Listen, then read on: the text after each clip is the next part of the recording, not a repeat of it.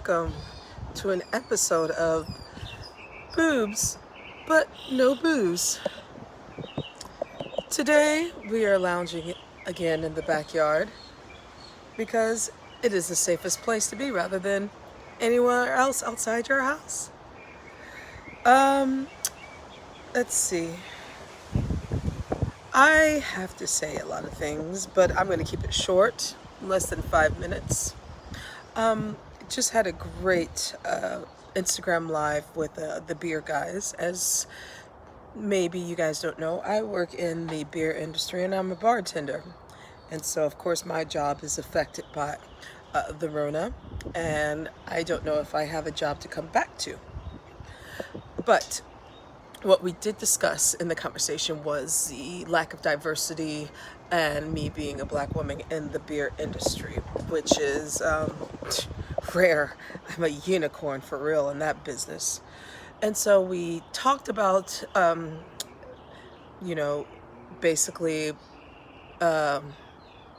where how I got into beer and incidents that have happened. And plus, this also goes with classism and racism and sexism of what we discussed on the chat.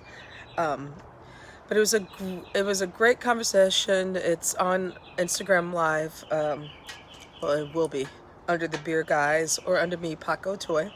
But it was not only did we just dial on the fact of the lack of diversity in that industry, but also too of how this this plague is going to affect the businesses and along with the race relations that we have.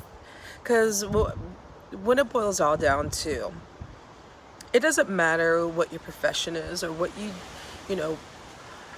even like what kind of car you drive, or everything is broken down into class, race, or sex. Everything's broken down to any kind of ism.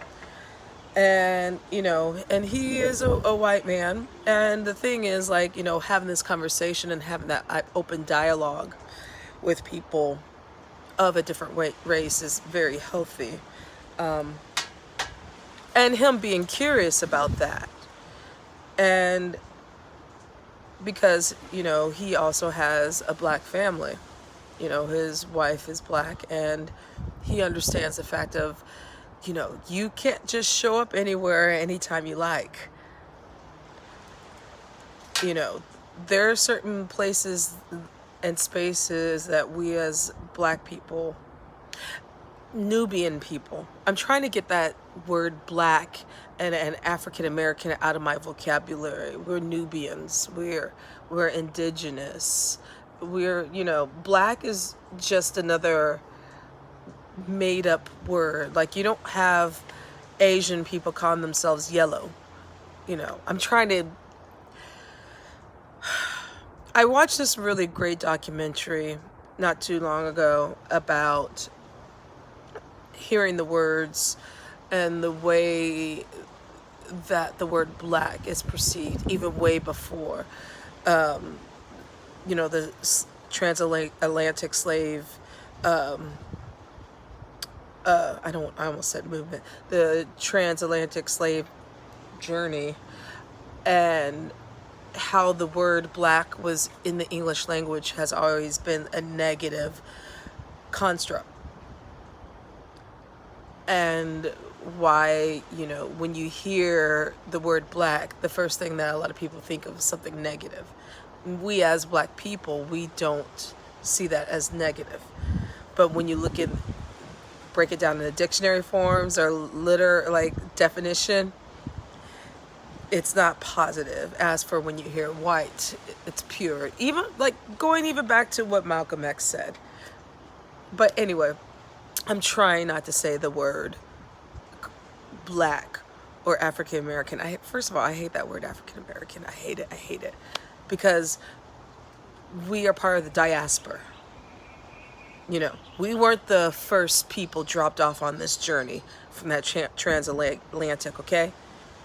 So, I mean, the sad thing about that the whole thing, of course, is fucked up. But also too, with that drop off, especially here in North America, we didn't even get a language or any customs that were left over, in contrast to our Latin brothers and sisters in the Caribbean or in Latin America. You know, they at least can identify with Spanish, but still have some of their customs and food. As for us, we had nothing, no identity. So, yeah. We already know what's going on in the world. I don't need to repeat it. You know, it's it's healthy to take a break from the news, especially if you have critical thinking skills and you're educated enough to know that everything that you hear and what's going on is not going to be positive. So, I'm not reading the news today, I refuse. But that was the conversation I had with the beer guys. I hope you guys will possibly check it out. We'll do this again. And so, it's nice out, and I am going to get a tan because I'm outside and I've been inside and I need some color, some more color. All right, bye.